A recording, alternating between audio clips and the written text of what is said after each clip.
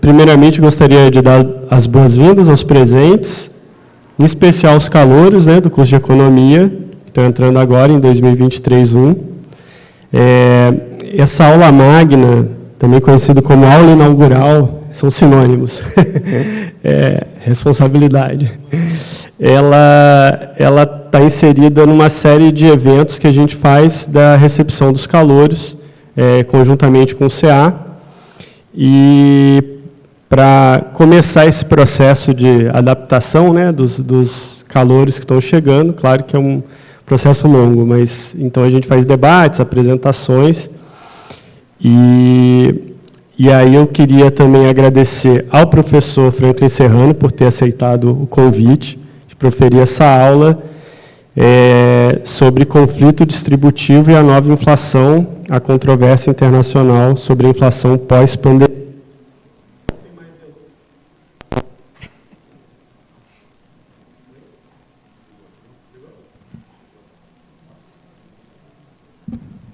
Alô? Não, voltou. Está com mau contato esse?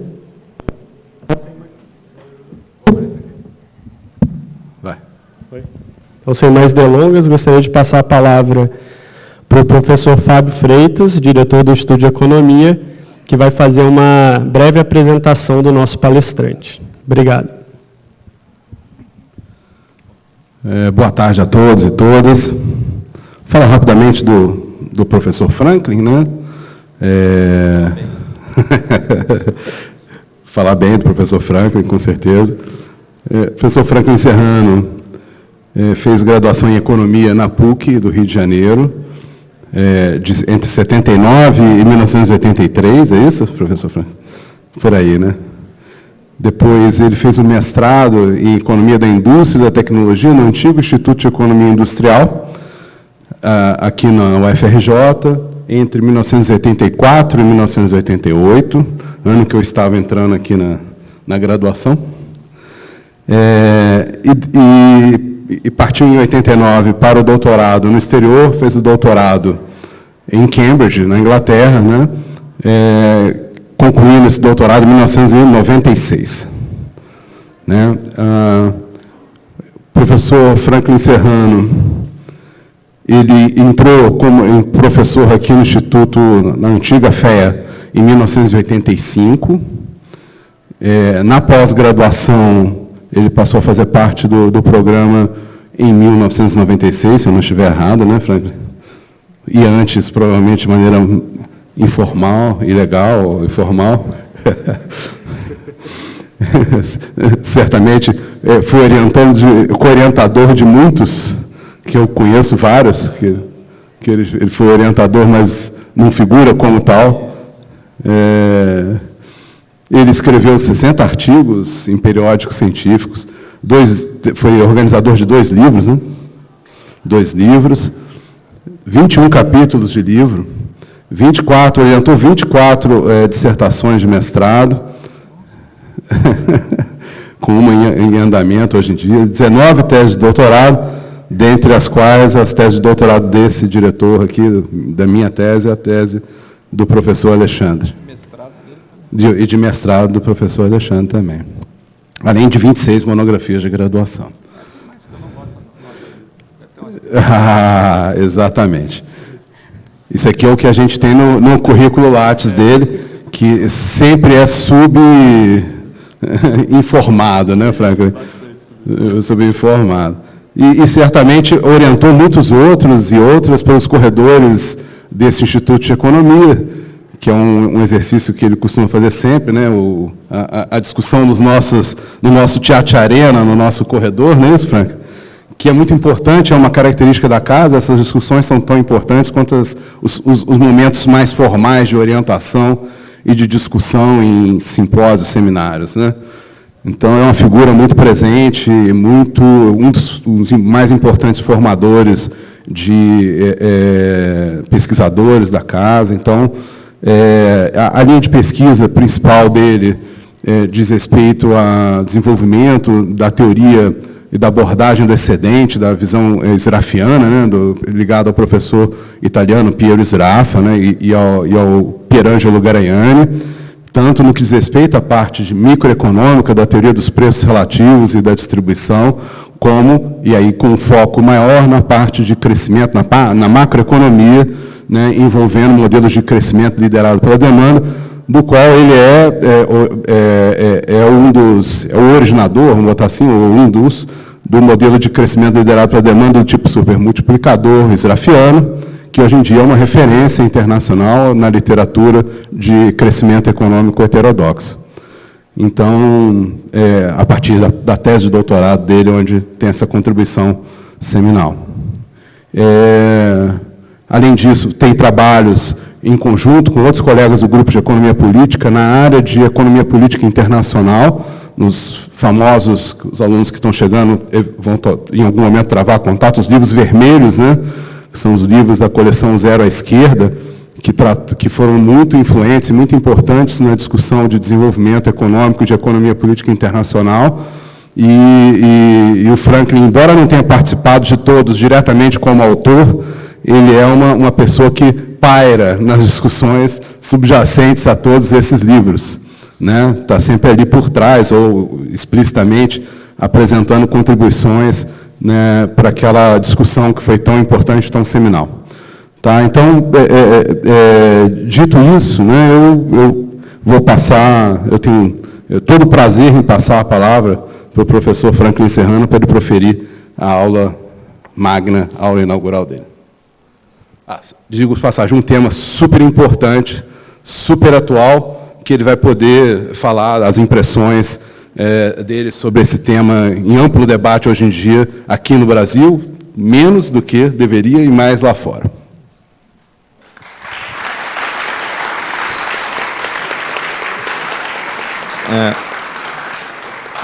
Obrigado, Xandão e Fábio, desculpa, Alexandre, professor, doutor Alexandre, ilustríssimo. Xandão e Fabinho, ou Fábio Flor, como era conhecido antigamente, mas deixa para lá. Por acaso, que você mencionou duas coisas biográficas. Primeiro, que o modelo de superunificador, finalmente, depois de muitos anos, a tese de 95, 6, virou referência internacional, mas, por acaso, só virou referência internacional depois que saiu aquele artigo Freitas e Serrano, né? Em 2015. Estranho. E o sobrenome parece com você, do Couto. E a outra coisa, sobre minha ausência de algum dos livros vermelhos, isso, obviamente, é indireta, porque no primeiro dos livros vermelhos, embora eu tenha participado muito da discussão, eu perdi o prazo para entregar o artigo, e por isso que eu não estou lá. Então, isso é uma crítica velada, indireta. Parece uma homenagem, mas não é não. Mas tudo bem. Acabou dando certo.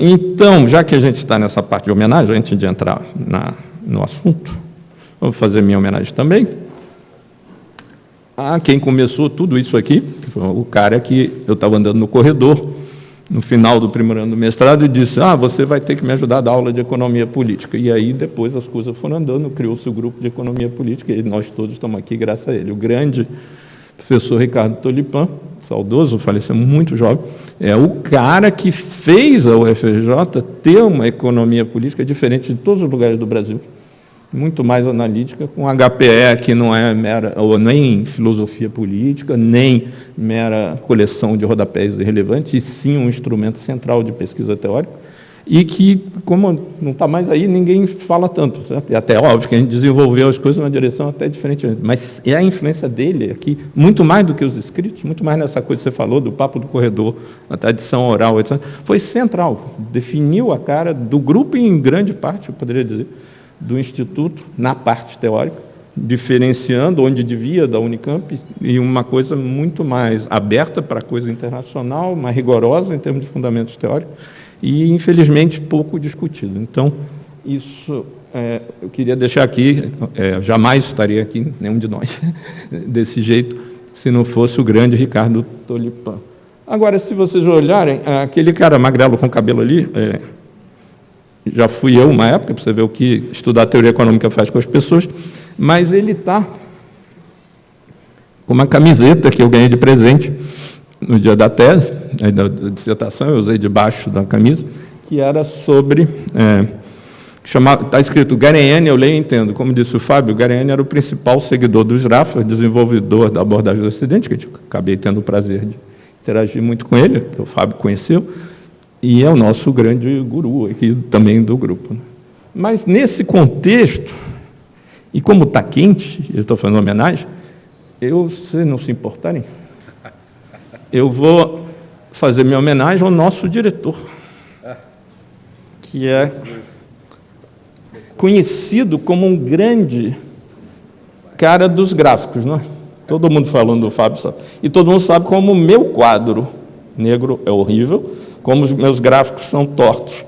Então eu faço aqui minha homenagem ao grande Fábio Freitas.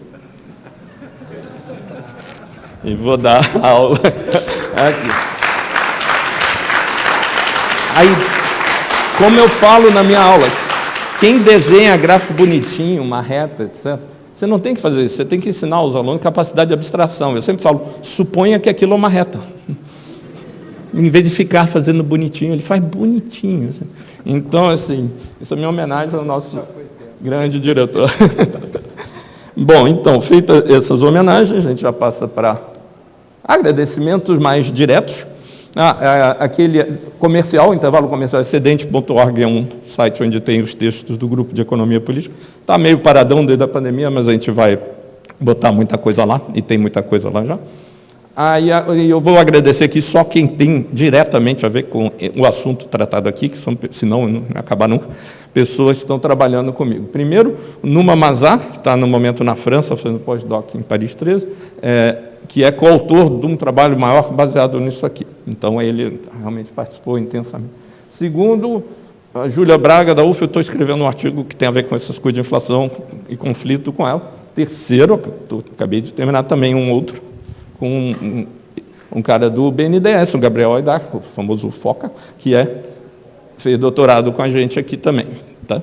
Então, aí eu vou botar aqui o Matias, que, só para dizer que ele é do grupo, porque ele é nosso amigo, e embora ele não vá concordar com alguma das coisas que eu estou falando, a gente conversou muito sobre isso nos últimos tempos, discutiu muito, a gente até escreveu um artiguinho sobre a Argentina, e então ele vai junto, querendo ou não. Tá. Então, vamos direto ao assunto. O problema, qual é o nosso problema? Eu vou dividir a apresentação em 3 partes, provavelmente eu vou falar quase nada da segunda parte, deixar para discussão, porque não vai dar tempo, mas primeiro eu vou discutir o debate teórico atual e a inflação nos Estados Unidos juntos, porque fica muito difícil separar, porque o grosso da discussão teórica que está tendo vem da tentativa de entender a experiência inflacionária americana. Originalmente a gente tinha tentado fazer uma sessão, né, teórica e depois falar, estava chato pra caramba.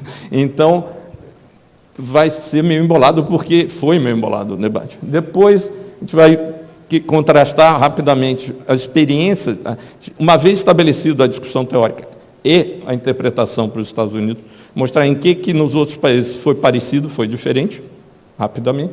Finalmente, tirar algumas observações finais sobre política monetária e política fiscal, mais no contexto atual em geral. Tá? Então, o que... nem vou botar ordem, vou entrar direto. Primeira coisa, o debate macroeconômico nos Estados Unidos antes da pandemia. É importante porque aconteceu uma coisa muito estranha depois da pandemia. No debate nos Estados Unidos, países centrais em geral, antes da pandemia, era assim, o chamado novo consenso, que é a visão predominante ainda hoje em dia em macroeconomia, que é a ideia que, no final, a economia é restrita pela oferta, a inflação é de demanda, mais alguma coisa de expectativa, que faz qualquer excesso de demanda levar à aceleração dramática da inflação, e aí, política macro é o Banco Central segurar isso. Evitar excesso de demanda e, se possível, afetar as expectativas com credibilidade, sei lá, com essas coisas meio misteriosas, e só, basicamente, porque o resto da economia resolve. Essa visão, embora muito popular, na chamada era da grande moderação, grande moderação, que foi um período de crescimento mais baixo, mas a inflação muito baixa e estável nos Estados Unidos, vamos dizer, anos 90, até a crise de 2008, era extremamente popular.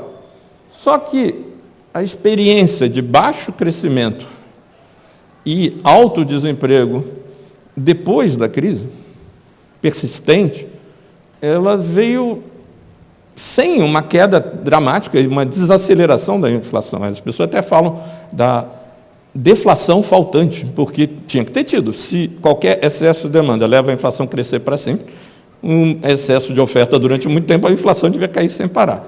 Aí isso deu aquela coisa assim, temos que repensar isso, mesmo o pessoal mais tradicional, porque os fatos mostravam que a inflação não caía demais, estava baixa, mas não ficava caindo para sempre, mesmo com o desemprego continuando. Depois, isso teve consequências.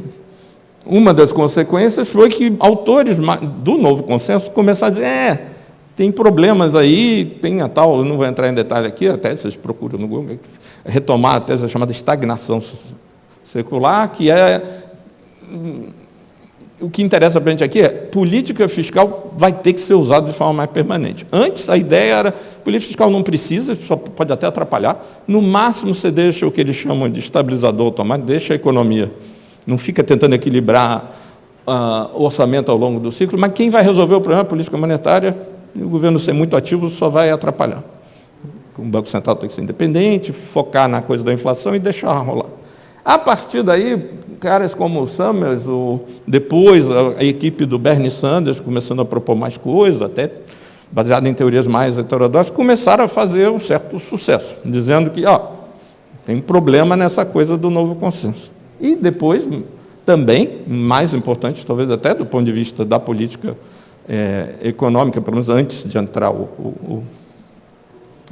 Biden, que o Fed começou a discutir a mudança, depois mudou oficialmente meio tarde, mas desde o final de 2018, provavelmente, eles começaram a reavaliar as coisas, porque, por exemplo, no período do Trump, a economia americana começou a crescer mais rápido, porque ele não fazia política fiscal de longo prazo contracionista que nem o Obama, e aí a inflação não decolou, com desemprego baixíssimo. E o próprio Banco Central americano começou a botar os juros baixos e via que a inflação estava ficando muito baixa e resolveram mudar para a chamada sistema de meta de inflação flexível na média de longo prazo e botar um alvo de 2%, mas era assim, basicamente é melhor errar para menos do que para mais. A gente foi exagerado, a gente começou a contrair muito antes do que era necessário, está tendo um custo de longo prazo, a inflação não está respondendo muito a essas demandas, não está acelerando, e, além disso, a memória da inflação está muito mais curta que antigamente. Então, você faz um choque de demanda, na visão deles, em vez de aumentar a inflação permanentemente, aumenta quando está acontecendo. Aí passa o choque de demanda, é como se fosse assim, só metade da inflação, só para pensar. O choque de demanda deu 10% de inflação no ano, mas no outro ano, se não tiver um outro, e só metade da inflação, a inércia da inflação é só metade, no outro ano já vira 5, já depois 2. Então, basta você não criar um choque de demanda, não tem que fazer o que na visão tradicional tem que fazer. Como a economia sempre lembra da inflação que teve, se teve uma inflação de 10%, e você quer zerar ela, por exemplo, porque teve um excesso de demanda, você vai ter que fazer uma recessão de propósito para jogar um choque negativo de 10% e cair de volta na meta. A meta, no meu exemplo, é 0. Então, isso não precisa se a inércia é parcial, porque a memória morre. Né? Mas a constatação disso em milhares de estudos empíricos e também de que, obviamente, isso não leva a essa aceleração permanente, levou a essa mudança operacional que, embora já tivesse sendo feita na prática, o estudo a respeito, dentro do FED, do Banco Central Americano, começou em 2018 e, ironicamente, só saiu publicado oficialmente em agosto de 2020. Pouco depois a inflação começou a aumentar. Né? E isso causou muita confusão. Ora, diante desse quadro, outros países tiveram mudanças muito menores na visão sobre a macroeconomia, mas, digamos, na véspera do início da pandemia, nunca o novo consenso esteve tão impopular, mesmo com as pessoas que o seguiram. Isso foi muito bom, no primeiro momento, porque as políticas de lockdown reduziram muito a oferta agregada, sabe? Porque as pessoas não foram trabalhar, não foram produzir. Mas, para a surpresa de muitos, a demanda agregada, quantas pessoas estão querendo comprar coisas de fato, caiu muito mais, o que normalmente não é comum. Se eu reduzo a produção, o quanto a demanda vai cair só porque eu reduzi a produção, vai ser menos do que a produção caiu. Porque, por exemplo, a parte que, quando eu mudo a produção, varia a demanda, em geral, a maior parte é o pagamento de salário diminui, porque eu produzi menos, contratei menos trabalhadores. Só como os salários são uma parcela pequena do produto todo, não tem como eu baixar a produção, diminuir a oferta e a demanda cair mais do que a oferta. Não tem como. Então, muita gente, inclusive, achava que com a pandemia ia ter restrições graves de oferta.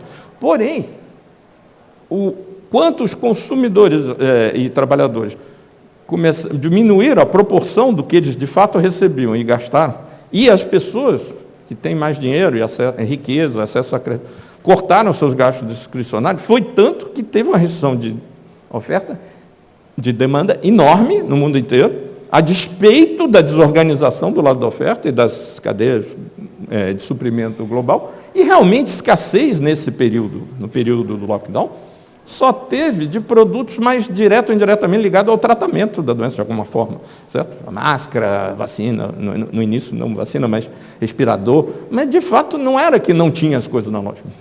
Foi uma situação de enorme excesso de oferta. E veja que isso ocorreu a despeito dessa ser a primeira crise na história, provavelmente grande, em que a política contra a crise aconteceu no mesmo dia que a crise. Que era uma crise que tinha uma data marcada, o dia que começa o lockdown. Então, as políticas contra a crise geral assim, você começa a ter uma recessão, as pessoas dizem, não vai ser muito grave, está ficando chato, aí manda um negócio para o Congresso, aí o cara não quer aprovar, demora um tempão para você ver entrar a política econômica. Nessa crise, não.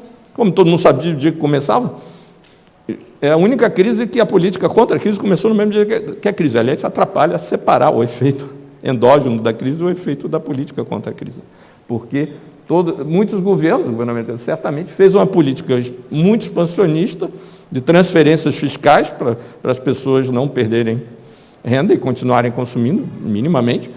E a política monetária nem se fala, certo? Entupir o mercado de dinheiro para evitar a crise financeira e o colapso do mercado imobiliário, que acaba sendo muito importante para a demanda nos Estados Unidos. Conseguiram, um sucesso. Caiu a produção, caiu a demanda, mas nada comparado ao que podia ser, não houve nenhuma grande crise financeira. O próprio investimento das empresas acabou caindo, o que era meio inevitável, meio na proporção em que caiu a demanda agregada. Até aqui, né, que vocês fizeram aquelas contas, deu mais ou menos certo. Meio que seguindo o normal dele, vamos dizer assim, sem ter um plus assim, de uma crise financeira louca que podia criar uma restrição ao financiamento. Não foi tão grave no agregado.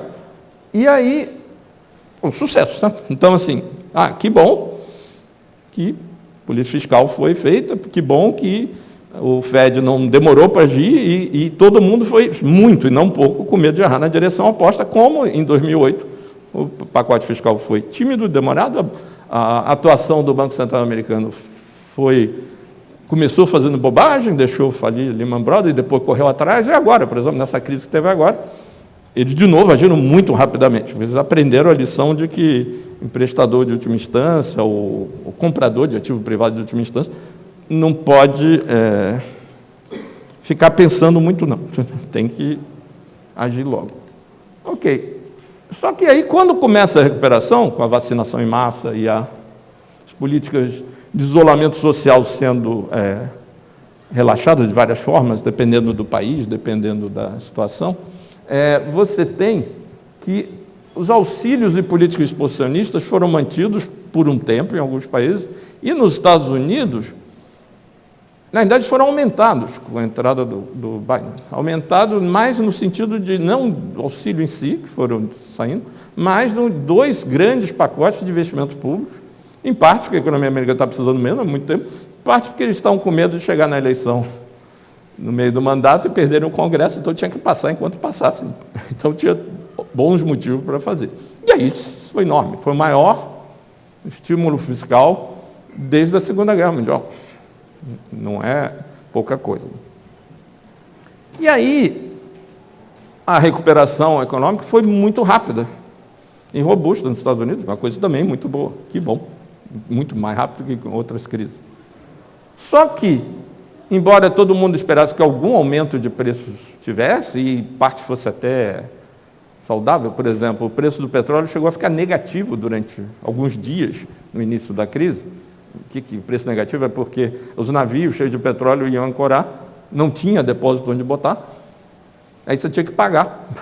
O preço do depósito subiu, então tinha gente pagando para se livrar daquilo, para você arranjar um depósito para o petróleo. Isso durou poucos dias, mas mostra que, é claro que você não quer isso, você quer que os preços cubram, no prazo mais longo, o custo de produzir, senão vai acabar o abastecimento. Então era até bom um pedaço do aumento de preço, é uma recuperação. Então as pessoas exageram um pouco quando falam o preço do petróleo cresceu 350%. Cresceu de quase zero, 350%.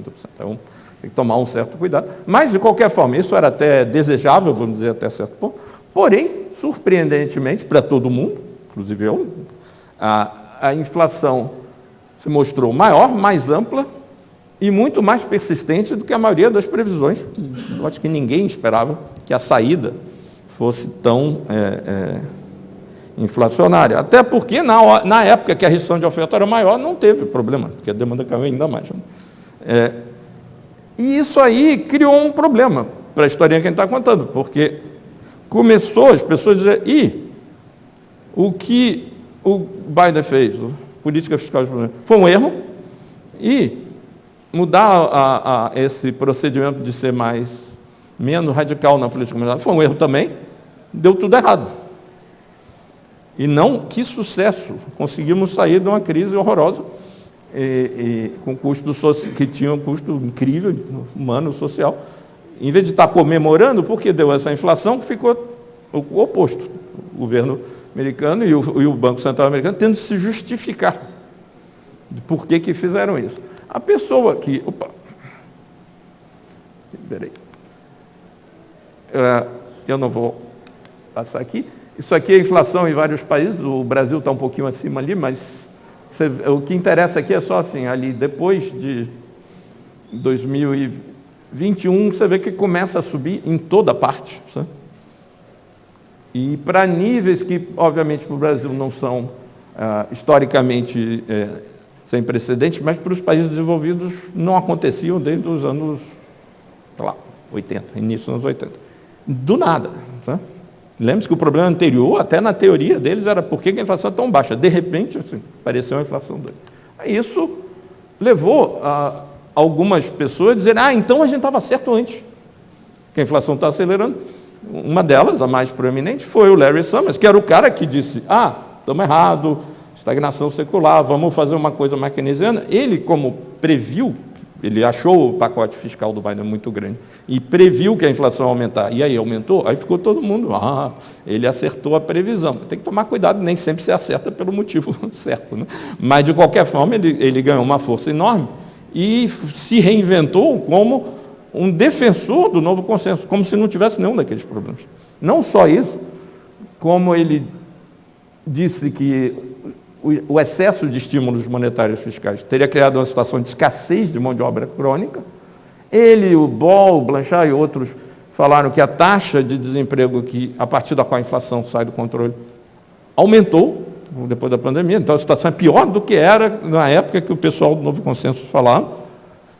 E até o Fed, que mudou muito o discurso e começou a subir rapidamente os juros, embora na prática o discurso é mais agressivo do que a política. Não subiu tão rápido, tão forte, tão rápido quanto diz. E aí eles falam da toda a credibilidade, não sei o que, para justificar isso, mas como se o modelo antigo que eles tinham abandonado tivesse certo. Então, isso torna a situação muito confusa, sabe? Porque era uma coisa... Se estava certo o novo consenso, por que deu os paradoxos e as pessoas mudaram de ideia? Mas se estava errado, por que agora está certo? Então, fica difícil, né, você chegar a uma conclusão sobre isso. Aí, o que acontece? Essa interpretação, vamos ver se esse novo consenso ressuscitado faz sentido.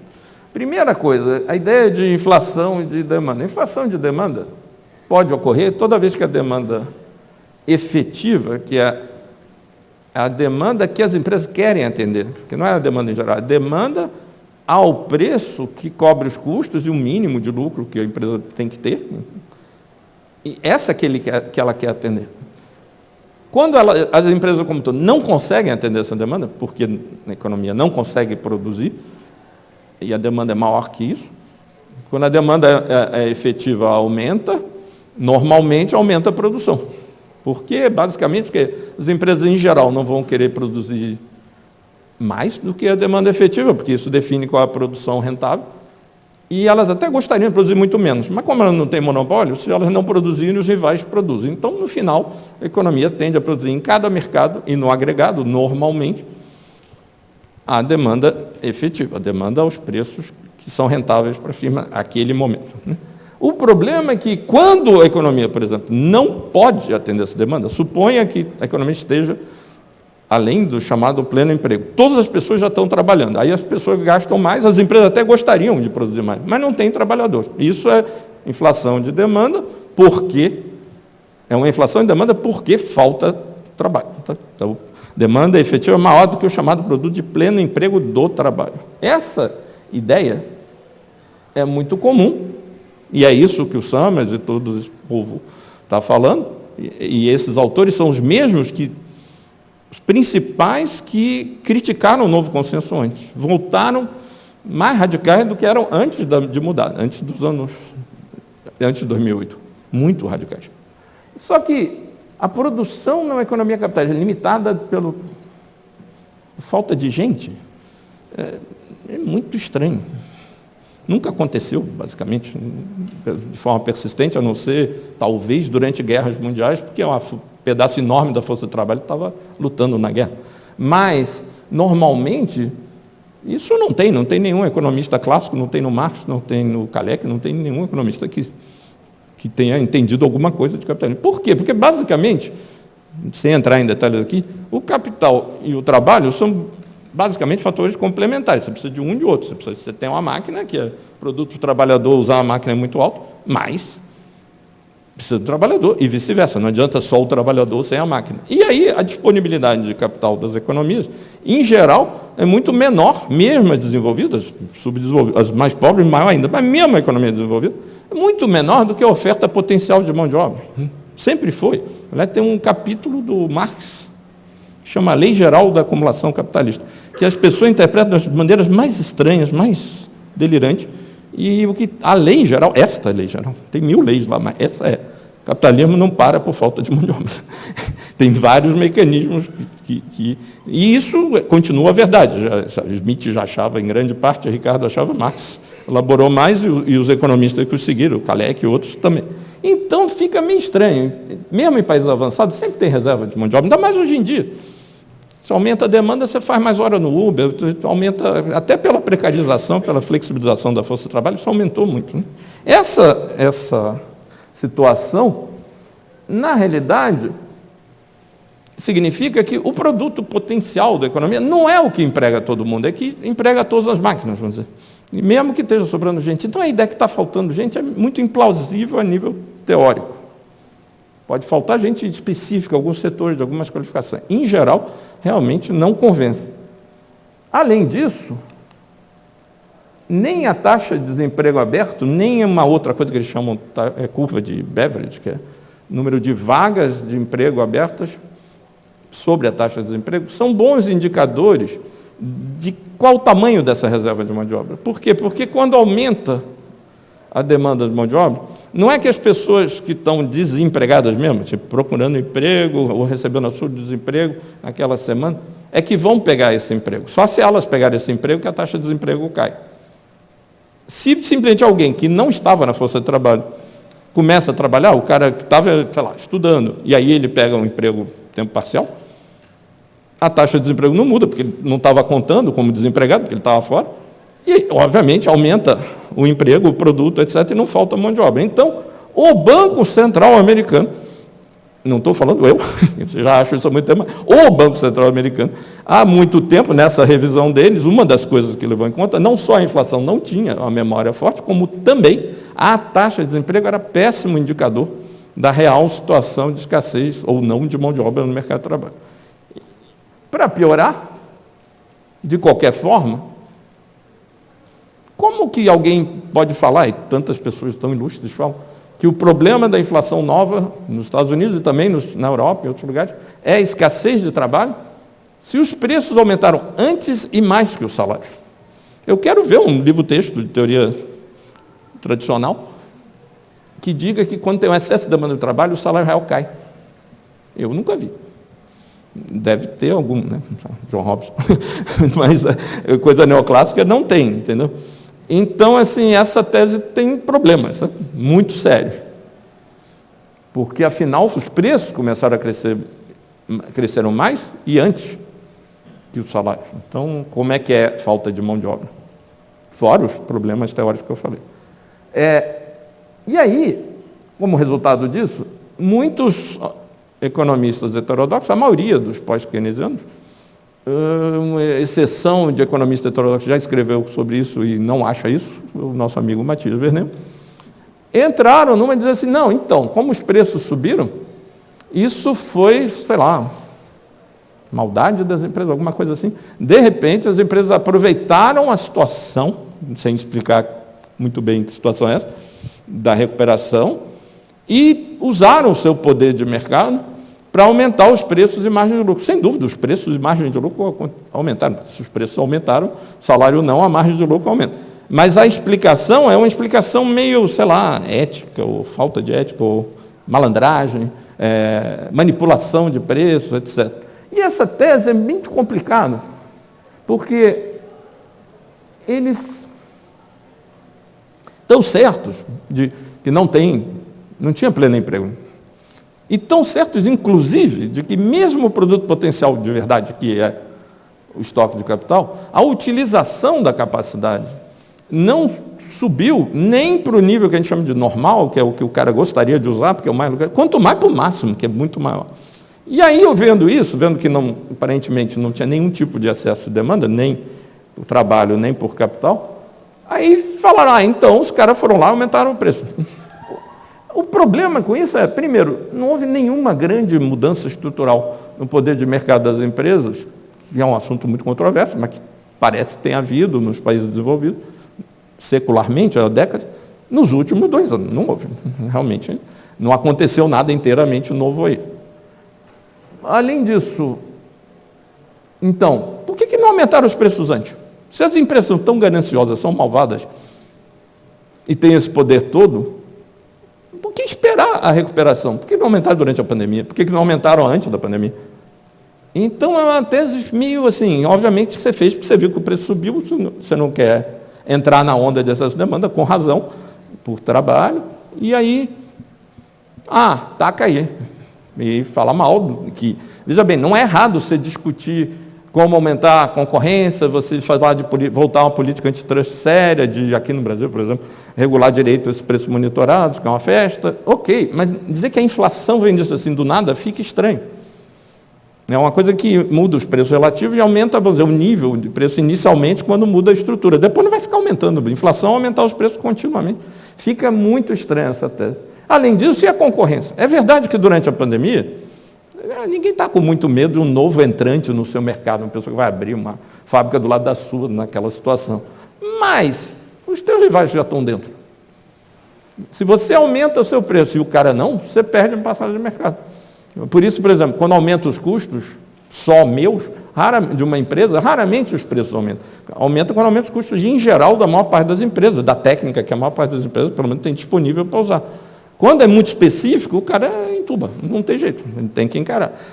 E as empresas, então, ou elas combinaram, aí já fica mais complicado, hein? Já é meio, os caras ainda maldosos, ainda foi uma conspiração. Resolveram se coordenar e aumentar os preços, e nunca resolveram fazer isso antes.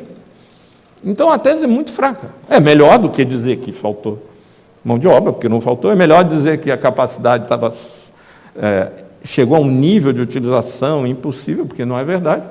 Porém, essas são, vamos dizer, as duas teses. Basicamente, nos Estados Unidos, assim, o Partido Democrata, o pessoal mais à esquerda, é esse, e o mais pessoal do Clinton é a Summers. É o debate hoje.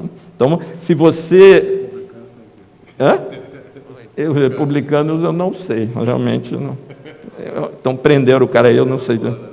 É terra plana, eu estou discutindo outras coisas. O debate é racional. O debate racional dos Estados Unidos é entre esses. Você tem razão. Aí, o que seria uma explicação alternativa mais plausível para isso? Na realidade, todo mundo sabe que houveram problemas logísticos, de transporte marítimo, na cadeia de abastecimento global causado pela pandemia.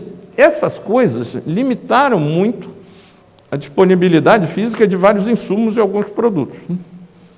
E, por exemplo, semicondutores, e aí atrapalhou a produção de automóvel, coisas desse tipo. Agora, essas coisas são insumos do que a gente chama capital circulante, seja quando é um insumo mesmo, que é o capital circulante do setor, sei lá, industrial, seja quando é um produto de consumo, mas meio que é um insumo do setor de transporte, de transporte, não só de transporte, mas de comércio ou algum tipo de serviços. Sei lá, o restaurante faltou, sei lá, um tipo de comida, ele está restrito por isso, né? Então, o problema é que, como a gente está acostumado ao grau de utilização do capital fixo depender só da demanda, a gente não está acostumado a pensar que ele pode ficar baixo, não porque tem pouca demanda, mas porque eu não consigo produzir. Eu tenho trabalho, eu tenho capital fixo, eu posso usar as máquinas mais, mas não tenho um insumo essencial. Isso é restrição de oferta. E isso aconteceu em muitos setores, não todos, mas muitos. E essa discussão, se foi na agregada ou não foi, eu acho meio boba, porque tanto a oferta agregada quanto a demanda agregada, ela tem necessariamente tanto uma estrutura quanto um nível quanto uma composição. Vocês podem não chamar isso de agregado, eu não me importo se chamar de agregado, não importa. Interessa em que muitos produtos não respondiam ao estímulo de demanda. Normalmente não teria problema nenhum. E note que é uma coisa muito peculiar. Normalmente, nas economias que a gente está acostumado, esse tipo de gargalo de restrição de oferta de produtos, quase sempre a gente pensa neles, corretamente, em termos de produtos não comercializáveis. Por exemplo, a oferta de energia elétrica. É muito difícil importar energia elétrica. Então, dá racionamento, dá problema, dá choque de custos quando tem. Mas dessa vez, e o comércio internacional é o contrário. Um dos motivos pelo qual a gente não precisa normalmente se preocupar com a oferta não responder à demanda do jeito que a gente quer, etc., é que as pessoas importam. Não é à toa que, por isso, a maior parte dos economistas heterodoxos, países de desenvolvimento, os melhores, pensam, não, onde bate mesmo o negócio é na restrição externa, porque enquanto eu tiver divisa para comprar as coisas, faltou, paciência, importa. Aumenta a propensão a importar. Então, nessa vez foi estranho.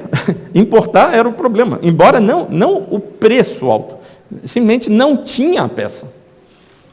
Não tendo a peça, não é que fica mais caro o carro que eu produzo com a peça, porque a peça é importada, o preço internacional... Não tem o carro. E ao não ter o carro, em vez de meramente as empresas repassarem o custo da peça mais cara, não. Ficava um leilão de carro. Por exemplo, ninguém vai dizer que tem um grande oligopólio nos Estados Unidos em carro usado. É o mercado mais competitivo do planeta.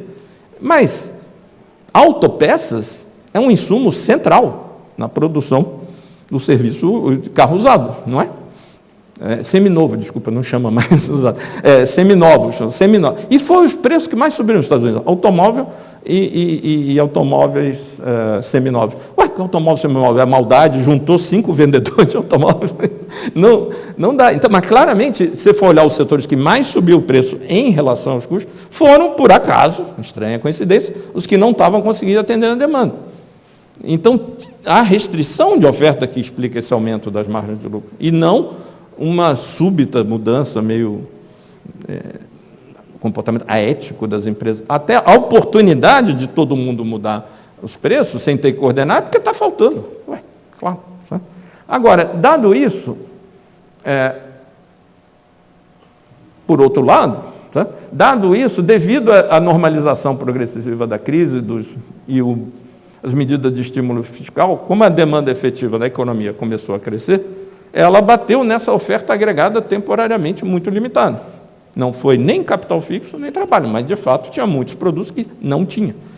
E, além disso, esse desequilíbrio de demanda e oferta foi muito importante também, por quê? Porque, além da demanda estar aumentando e a oferta não podia atender, todo mundo sabe que, nesse período, na transição, a demanda por produtos industriais cresceu muito mais do que a de serviço, até depois voltar a normalizar o de serviço. Pô, a oferta caiu, a demanda aumentou. Naturalmente, se não tivesse tido tanto estímulo de demanda, é óbvio que esse preço não tinha subido tanto. Admitir isso não é comprar a tese do Summers, é um fato da vida. Né? E não necessariamente nem é uma coisa ruim fazer o que foi feito, mas simplesmente teve esse efeito colateral, sim. E não tem problema nenhum dizer isso, não é sinal de que você está apoiando a política do FED, é simplesmente o mínimo bom senso. Essa situação foi, como a gente já tinha falado, como era de esperar, transitória, porque, obviamente, essas restrições vão melhorando, e, além disso, além dela ser transitória, por definição, lembrem-se, a gente falou, que não necessariamente a inércia da economia é completa. Então, houve uma tendência a situação se normalizar. Essa normalização foi acelerada porque o próprio aumento inicial dos preços, ao reduzir o poder de compra dos salários e das transferências fiscais, diminuiu a demanda. O cara não pode comprar mais, o preço subiu, ele vai ter que comprar menos ou daquilo ou de outras coisas. Então, choques de demanda, em geral, são autodestrutivos por esse efeito distributivo, de poupança forçada temporária. Além disso, os estímulos fiscais foram sendo retirados, passou o pacote fiscal, as coisas, e a política monetária começou a desacelerar o mercado de crédito, imobiliário e outras coisas. Então, assim, passou. Ao mesmo tempo, paralelamente, estava acontecendo essa rápida recuperação dos preços internacionais de commodities, que não tem aí nenhuma novidade, e que são preços que dependem do mercado global, a oferta tinha caído muito, a demanda recupera no mundo inteiro, eles dão um salto, e aí emenda com um extra, uma confusãozinha aí da guerra da Ucrânia, que, como eu esperava, não durou muito tempo, mas as pessoas pintaram um quadro muito mais permanente, porque essas commodities, elas sobem muito, o impacto de aumento da demanda no curto prazo é muito grande, mas as pessoas esquecem que, como qualquer coisa que é produzível, quando o preço fica muito acima do custo de produção, a oferta acaba respondendo. Pode demorar mais ou menos, mas acaba respondendo. Em geral, aumenta de forma desorganizada, em grande quantidade, aí você fica com esse ciclo. Sobe demais, aí cai demais. E agora a curva das commodities já está exatamente, passou para o outro lado. Aliás, chips também. As fábricas que foram feitas às pressas de chips, os preços dos chips nominais estão caindo, de semicondutores. Né? Então, sim, o pé está tentando segurar porque está caindo sem parar. Então, esses estímulos acabaram e houve o choque de commodities que foi composto pelo choque duplo, né? O choque da recuperação, veio em cima o choque da guerra, já está passando, e exatamente como o Fábio mencionou, o pessoal da OPEP está tentando ver se segura a oferta para evitar que caia ainda mais. E aí, deixa eu acelerar aqui, quanto tempo ainda tem? Você que tem algum? Tem? Tá bom, quanto tempo tem? E aí, a inflação que continua, o chamado núcleo da inflação, que é a parte persistente da inflação, nada tem a ver com excesso de demanda. Nunca teve a ver com excesso de demanda para o trabalho, nem para o capital, mas nem dessas mercadorias que estão com a gestão de oferta, porque não tem mais essa gestão de oferta, em quase lugar nenhum. A inflação continua, não é a inflação de a oferta agregada não conseguia atender uma demanda efetiva. É a inflação que a gente chama de inflação de custos. A inflação de custos é quando o próprio preço de oferta, o preço que a gente chamava preço de produção, e aí os neoclássicos chamam de preço de oferta, é o preço que leva o cara a produzir, aquele preço que eu falei, que acima do qual o cara aumenta a produção. Quando esses preços sobem, não é que esteja faltando nada, é a inflação de custos.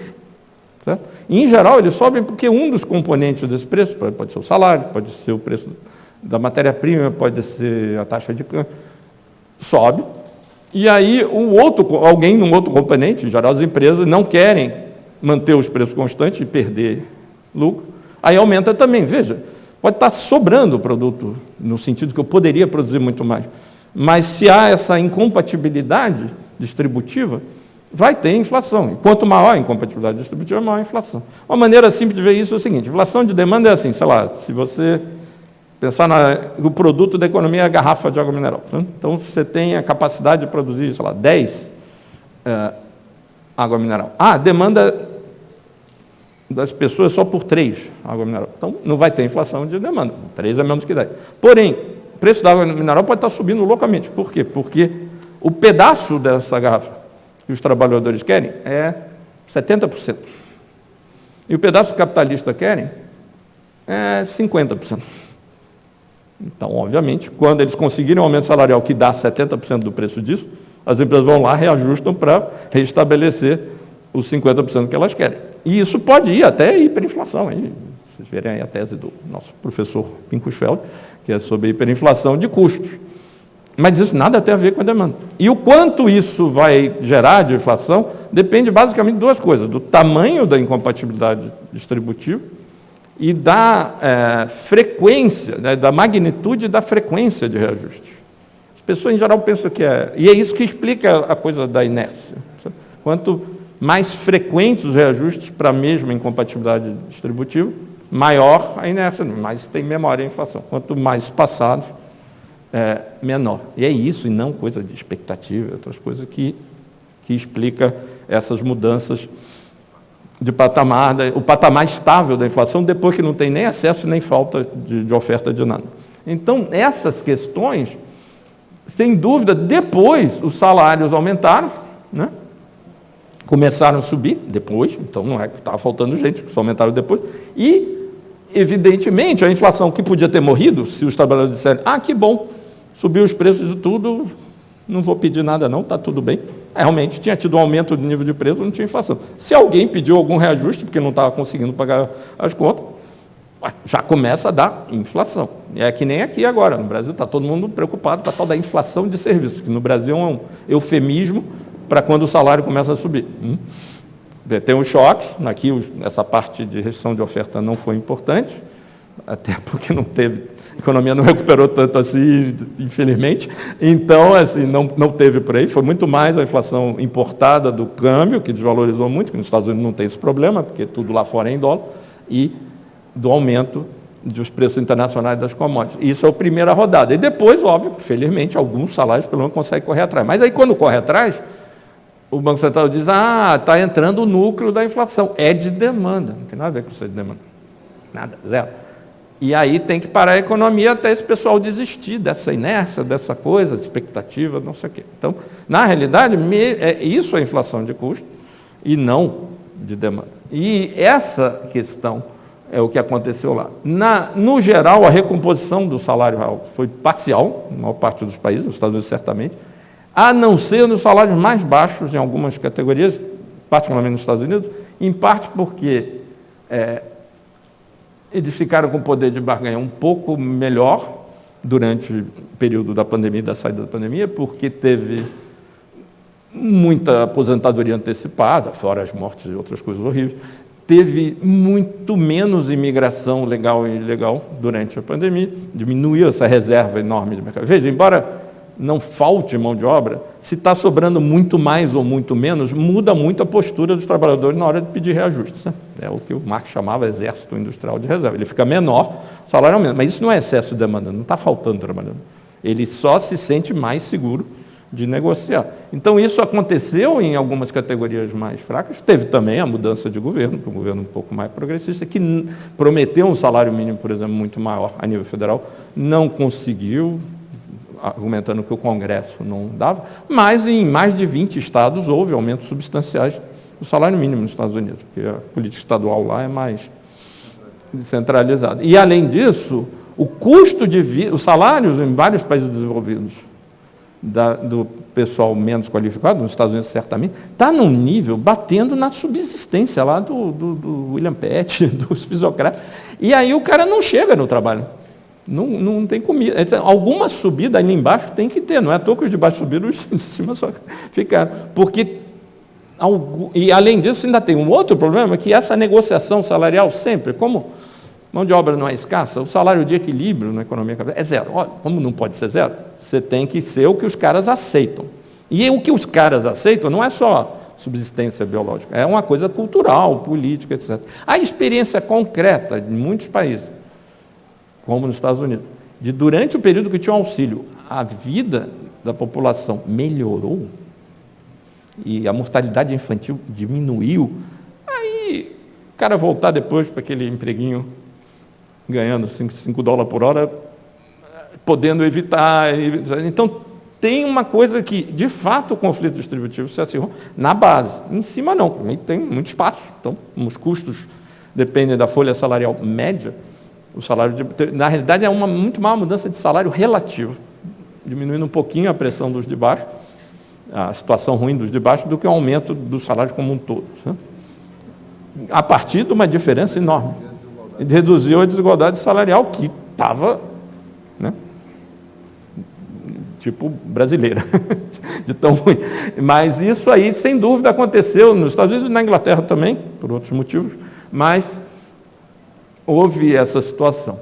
A inflação que continua reflete isso, essa barganha, no caso americano, e no caso europeu, essas coisas também, mas tem um plus lá, e aqui no Brasil também tem um pouco, infelizmente aqui de uma forma mais negativa, que é como o governo faz políticas de renda, não no sentido antigo, que hoje em dia não tem, de grande negociação de preços e salários, mas o que tem são intervenções do governo, que, por exemplo, aqui no Brasil, sei lá, taxar os preços da Petrobras para evitar ou desonerar os combustíveis, ou na Europa, ou o contrário, você deixar os planos de saúde aumentar para caramba, tem o política de renda negativa também, deixar a energia elétrica ficar muito cara. São coisas que entram no conflito distributivo, mas o Estado media diretamente com as suas regras para esses preços que o Estado controla. E na Europa o que teve muito foi nesse período, particularmente agora que teve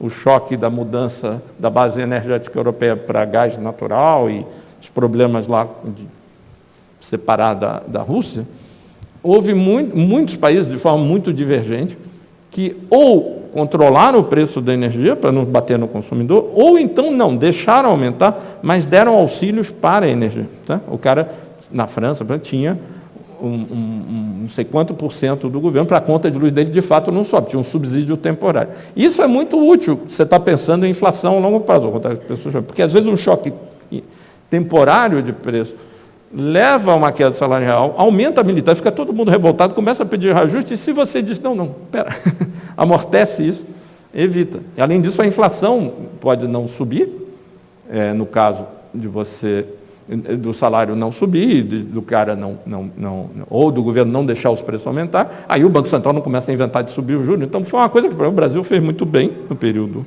lá atrás, do Lula, de evitar que os preços internacionais do petróleo bagunçassem e forçassem uma política monetária fiscal mais contracionista à toa por causa disso. Então, isso é uma coisa muito positiva que nos Estados Unidos não foi tão importante, mas nos outros países foi. E aí, nesse sentido, é importante a gente ver qual é o papel da política monetária nessa visão alternativa, certo? Que é uma coisa que, infelizmente, inclusive vários heterodoxos, muito bem intencionados, têm mania de se confundir com isso, porque eles pensam corretamente que é claro que o novo consenso diz está errado. O papel da política monetária não é controlar um excesso de demanda para o trabalho, que não existe, nem ancorar as expectativas, coisa subjetiva aqui. Por que expectativa não é muito importante? Eu sei que você pode achar isso estranho, as pessoas que sabem mais economia, ou já leem muita coisa no jornal que só fala disso, mas é porque uma coisa é a seguinte, eu, por exemplo, sempre tive, porque o Brasil sempre, nessa época, quando eu era mais jovem, tinha muita inflação. E a inflação era muito regular, tanto o pessoal falava de inflação inercial, etc. Eu nunca tive muita dificuldade de prever mais ou menos qual ia ser a inflação. Nunca tive um aumento igual ao que eu achava que ia ser o aumento da inflação na minha vida. Uma coisa é você prever, outra coisa é você ter poder de aumentar o seu salário. Na teoria tradicional, essa coisa da expectativa é importante, Porque como tem escassez de mão de obra, os trabalhadores têm o poder sim. Eles só vão trabalhar se o salário nominal deles crescer mais do que a inflação esperada. Só que esse poder não existe no mundo real. E quando a situação do mercado de trabalho está difícil, quando você tem um governo que reprime a classe trabalhadora, quando o estado de bem-estar social como alternativa está ruim, aí você pediu, se te derem, sei lá, a inflação acumulada foi 40 e tantos por cento, se te derem 9%, você aplaude. Tá? Então, assim, só para dar um número, né? Porque ainda bem que deram alguma coisa. E só deram uma coisa porque mudou. Né? Então, assim, sempre foi assim, não é nada específico. Por isso chama conflito, não chama bate-papo distributivo, chama conflito. Sabe? Então, um lado que não quer dar, o outro que quer mais. E é normal isso. Tá? Então, o papel da política monetária, você pode dizer, como muitos economistas heterodoxos, ao ver as limitações da visão tradicional, afirmam, então não serve para nada, é inútil, esse aperto monetário não leva a nada, é uma perda de tempo. E isso, infelizmente, não é verdade. Em todas as economias, um aperto prolongado na política monetária tende a desacelerar o crescimento da demanda, porque afeta o crédito, por exemplo, imobiliário, afeta o consumo financiado por crédito, e daí acaba afetando o crescimento da demanda em geral e acaba afetando o investimento das empresas, e por aí vai. Alguma coisa afeta. Pode não ser fácil, não é fácil de controlar, mas afeta, claro que afeta. E aí, isso enfraquece, o baixo crescimento da demanda e do emprego, enfraquece a posição de barganha dos trabalhadores, porque já começa a sobrar mais mão de obra ainda, porque o emprego não cresce. E aí, a inflação de custo da negociação salarial vai se moderando. Então, é um jeito indireto de fazer política de renda. Tanto que, antigamente, quando os sindicatos eram mais fortes, quando o governo era mais preocupado com a equidade distributiva, se tinha tentativa de fazer negociações grandes entre centrais sindicais. Poucos países ainda têm isso.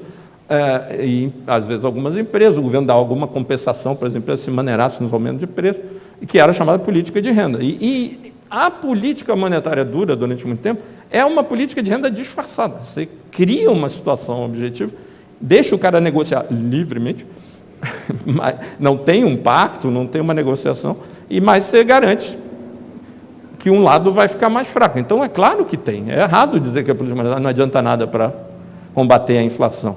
Só que quem perde com isso e até porque não tem aquela coisa da inflação sempre acelerar.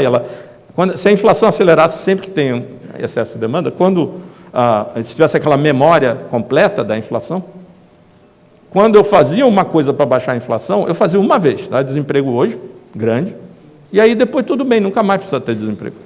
Porque a economia lembrava desse sacrifício, só que ela não lembra. Se é metade, certo? Em pouco tempo, se eu fizer 20% de desemprego hoje, o salário caiu, tá, daí. Ano que vem eu não posso voltar para zero desemprego. Daqui a pouco eu tenho que manter esse desemprego. Esse é um problema seríssimo de eu não ter essa fantasia de que uma perda temporária de demanda diminui a inflação permanentemente.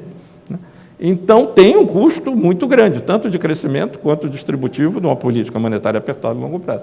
Além disso, funciona muito mais rápido que isso e é muito mais utilizado, num prazo muito mais curto, o canal juros, taxa de câmbio, preços, que para todos os países fora dos Estados Unidos, que não se preocupa com essas coisas, porque os preços internacionais são todos em dólar, é muito importante. A dissertação do nosso diretor aqui de graduação já era sobre isso. Que ano era? Só para não ser o único velho aqui. 2004. Então, não. 2006. Em 2006 a gente já falava aqui no FJ, até hoje as pessoas falam da economia brasileira como se o juro só atingisse a inflação. 2006, né? Que é a época em que começou a falar disso. Até hoje as pessoas falam como se a economia brasileira fosse fechada e o único efeito do juro alto na inflação fosse via demanda. Porque eu não sei, porque já deu tempo, né? As pessoas aprenderam. E esse efeito é muito importante. Então, por exemplo, para qualquer país, não é só país em desenvolvimento, não. Na Inglaterra, que tem a sua moeda, na Eurolândia, quando eles começam, por exemplo, já vi vários artigos, hoje eu vi artigos de uns caras que até gostam, dizendo, o Banco Central Europeu não tem que imitar o Federal Reserve e subir os juros, porque aqui não tem excesso de demanda de nada. Claro que não tem nem nos Estados Unidos, mas mesmo que eles não queiram imitar os Estados Unidos, se não imitarem, vai ter uma desvalorização cambial que pode aumentar a inflação lá. Então, até essa coisa de seguir eles, Não é? É porque a pessoa está pensando numa economia fechada, como se fosse assim, estou imitando, sabe? Foram ilhas que não se conectam. Ah, não preciso imitar os Estados Unidos, não tem o mesmo problema. Ué, razão teu, a economia mundial é integrada financeiramente. E o preço do petróleo, por exemplo, internacional, que é em dólar, em euros, vai mudar se eu desvalorizar o euro em relação ao dólar. E é para evitar isso é que eles sobem os juros. E esse é o efeito de curto prazo. De longo prazo, ok, essa coisa da austeridade que eu falei antes. Mas tem esse efeito de curto prazo que funciona muito mais rápido, muito mais direto para o caixa e muito importante. No Brasil nem se fala. É uma coisa que ninguém comenta aqui no Brasil. As pessoas dizem, o juro está alto demais, está baixo demais, sem discutir objetivamente qual é o juro que garante que o câmbio vai para baixo e não para cima, que muda toda hora, que é uma coisa muito mais complicada que as pessoas pensam. A outra coisa... Então, assim, eu vou pular, senão vocês não aguentam a parte de comparações internacionais. Só vou dizer que, por exemplo, na Inglaterra, vou tentar, na Grã-Bretanha, foi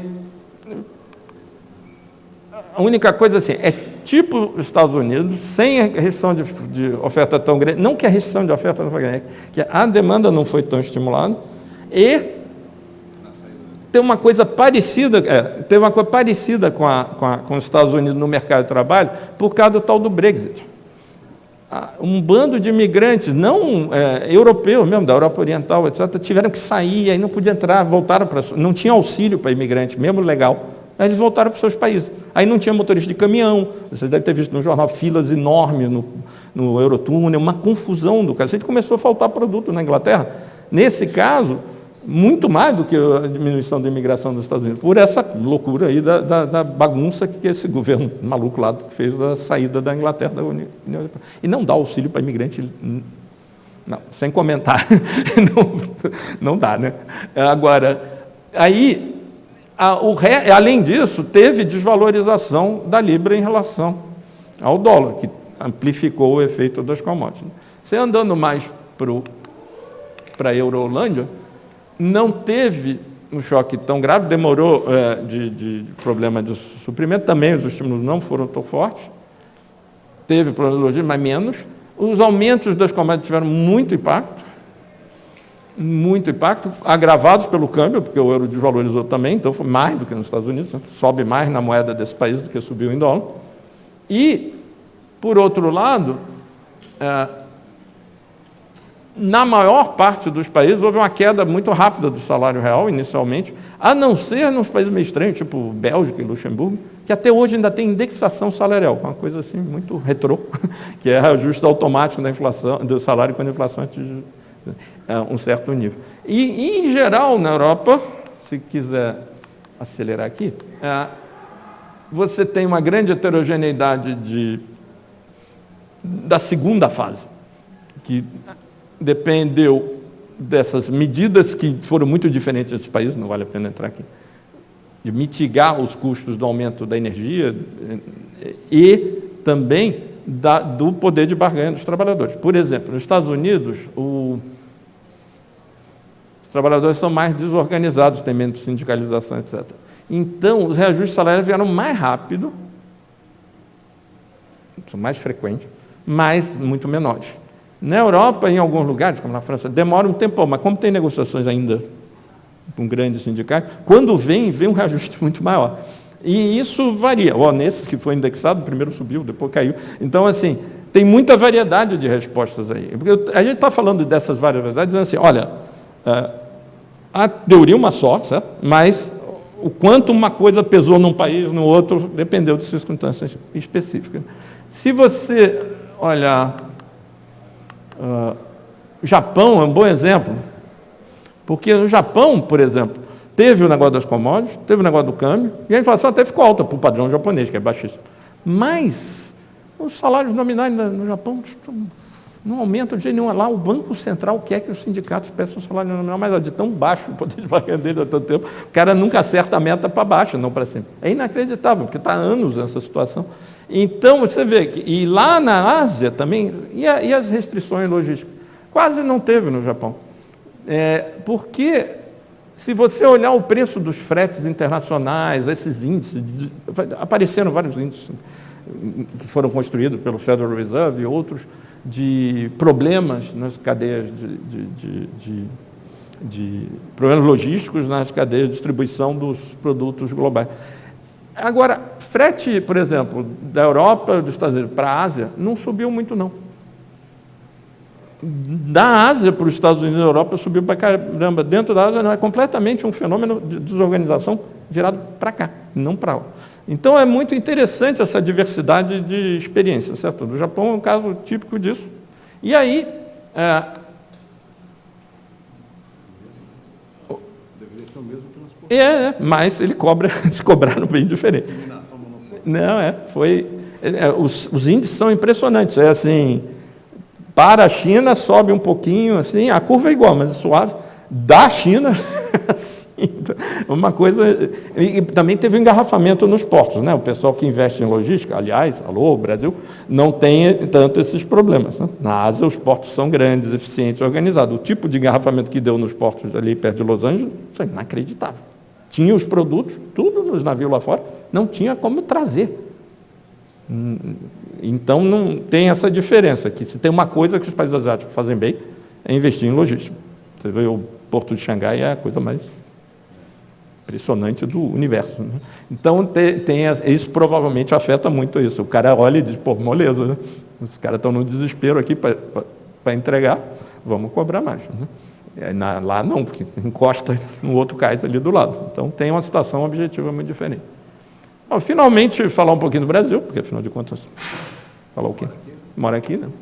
E aí o problema, só assim, como eu sou cientista maluco, eu gosto de teoria e questões difíceis, e a inflação brasileira não muda há décadas, é a mesma coisa, é menos emocionante. O Xandão podia dar essa parte, porque foi só câmbio commodity e um pouquinho aqui e ali de barberagem de preço administrado, porque, afinal de contas, né, as agências reguladoras desse cara que estava aí antes fizeram a festa, porque vamos cobrar o máximo antes de acabar a festa, né? E aí, basicamente, a sequência foi típica: commodities agrícolas, minerais, metálicas subindo em 2020, teve a desvalorização cambial em 2021, aliás, o importante que a gente está falando aqui, quando baixaram o juro aqui para 2%, né, um nível absurdo, eu fui uma das poucas pessoas que falei contra, a Júlia lá da UF também, alguns colegas nossos foram contra, e todo mundo falava, vocês estão defendendo os rentistas, porque, novamente, apesar de o argumento ser de 2006, as pessoas não entenderam que, se o Brasil bota o juro lá embaixo, porque a economia está muito ruim e você está fingindo que a economia é fechada, isso pode levar, como levou, a uma sequência de desvalorizações cambiais e a inflação disparar. Então, o que adianta? Tem que ter o juro mínimo possível, que não precisa ser o que tem, compatível com a estabilidade da balança de pagamento. Senão, ou faz uma intervenção para o câmbio. Alguma coisa tem que fazer. Não dá para fingir que, numa economia onde preço de commodities e câmbios são importantes não só pelos insumos importados, mas também pelos insumos exportáveis, né? Se os preços do minério sobem, o cara não vai vender no mercado interno. Se o preço internacional ou o câmbio, ou os dois sobem, o cara não vai vender aqui dentro por um preço menor. Então, se você acha que não precisa falar disso, tudo bem, eu vou baixar o juro fingindo que a economia é fechada e que não tem isso, boa sorte, não vai dar mega errado, como deu. A gente não cumpriu a meta em todos esses anos. Por isso, basicamente. O mercado de trabalho, infelizmente, não teve alto poder de pagamento dos trabalhadores. E aí a reação salarial, como eu estava mencionando, está começando timidamente e está todo mundo dizendo, não pode, né? Porque o problema é esse. Então, depois, se quiser uma discussão, eu posso mostrar mais detalhes, mas só para fechar a historinha, eu queria fazer as seguintes observações finais. Primeiro, essas diferentes, sobre política fiscal, essas diferentes estratégias de sustentação do nível de atividade no enfrentamento da pandemia, o governo dar muitas transferências, etc., não tiveram muita importância. Tipo, na Europa, o governo pagava para a empresa manter o cara empregado. Nos Estados Unidos, no Brasil, aqui tinha um programa meio, mais ou menos, mas na maioria dos casos, o governo dava dinheiro direto para as pessoas. Isso que foi muito discutido na época, no final deu mais ou menos no meio. Não foi muito importante. Agora, essa política de expandir a renda disponível tem dois problemas. Um, que como você dá dinheiro, não obriga o cara a gastar, óbvio, ele gasta quando quiser. Aí se ele está em casa, trancado, com medo de botar o pé na rua, ele não compra nada, aí não funciona, você deu dinheiro para ele comprar alguma coisa. Então tem esse problema. Ou então ele pode resolver o só gastar depois, quando a economia já está recuperando, você não quer que ele gaste. Então tem esse problema de você não controla. É diferente quando o governo gasta. Ele injeta, ele compra um bem e serviço, ele faz um investimento, porque aí ele decide a hora e onde ele vai gastar. Há outro problema, é da composição do gasto. Né? As pessoas acabaram querendo comprar mais os produtos cuja oferta estava mais rígida. Por exemplo, produtos industriais teve uma oferta muito mais rígida na pandemia do que serviço, porque ninguém queria botar o pé na rua. Né? Mas aí, naturalmente, você está dando dinheiro para onde a oferta está limitada, em vez de dar dinheiro para onde a oferta não está. Tem solução isso? Tem. A única alternativa conhecida de dar o auxílio numa situação dessa e não ter esse problema foi o que os chineses fizeram. Eles simplesmente não davam dinheiro para as pessoas. Eles davam vales, vouchers, que era assim, você pode, com essa ajuda do governo, comprar o produto que a demanda está pequena e eu quero estimular. Sei lá, pode ver o show de música que vai ter no lugar tal. Aí você dá o ingresso para o cara. Na Inglaterra, por exemplo, eles começaram a dar voucher para restaurante, porque as pessoas estão ainda com medo de sair na rua depois que foi acalmando. Então, e na China foi totalmente descentralizado, porque achavam que os governos locais é que sabiam onde tinha que estimular, onde não tinha. E isso é possível. Então, isso é interessante, porque isso mostra que numa situação desse tipo, a política fiscal tem que ter magnitude, escala, mas podia ter estrutura. Primeiro é garantido que você vai gastar, porque aquilo você não pode botar na poupança, nem pagar imposto com aquilo, que é o que aconteceu em muitos países. As pessoas, em vez de gastar, pagavam dívidas, iam para os bancos, que não gastavam, ou pagavam imposto. Então, não adiantou nada. E depois todo mundo reclamava, não pode dar mais por causa do déficit. Então, é muito mais eficiente. O Japão já tinha feito um pouquinho disso, e é uma coisa que devia ser mais pensada, onde as pessoas têm interesse em fazer política fiscal, de como aumentar, garantir que o gasto do governo chega na demanda efetiva da economia, que é o que você quer com essas políticas. E chega no lugar certo, chega nos setores que você quer estimular, e não no que você quer segurar um pouco. E aí, mas mesmo assim, mesmo com esse efeito colateral que foi a inflação inicial, a rápida recuperação, diante de uma crise tão dramática, uma situação tão terrível, foi um sucesso total, óbvio que valeu a pena. E aí, a única coisa mas você poderia dizer, mas valeu a pena, mas você não é um dos trabalhadores cujo salário caiu por causa dessa inflação, etc. Porque você é professor da FJ, é rico pra cacete, verdade. Porém, valeu a pena geral, pelo nível de emprego das coisas, e quanto vai valer a pena nesse sentido distributivo, vai depender do que acontecer agora, do jeito que você trata essa inflação que sobrou. Se essa inflação que sobrou, que tem muito dos salários correndo atrás, você disser, é inaceitável, tem que voltar para 2% de qualquer jeito, eu vou cortar o crescimento do que for para isso, aí começa a não ter valido tanto a pena. Se não, se pelo menos deixa passar, dá um tempo para ver se naturalmente ela vai desacelerando com calma, e tenta acertar esse conflito de alguma forma, aí valeu super a pena. Tá? Então, o problema da política monetária é parecido, porque a política monetária que vai ser usada para resolver esse problema.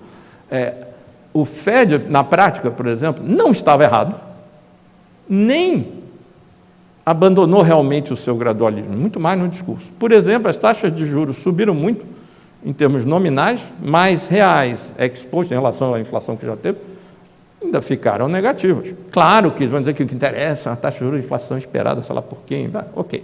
Mas em outros períodos históricos, a taxa de juros exposto subiu para caramba.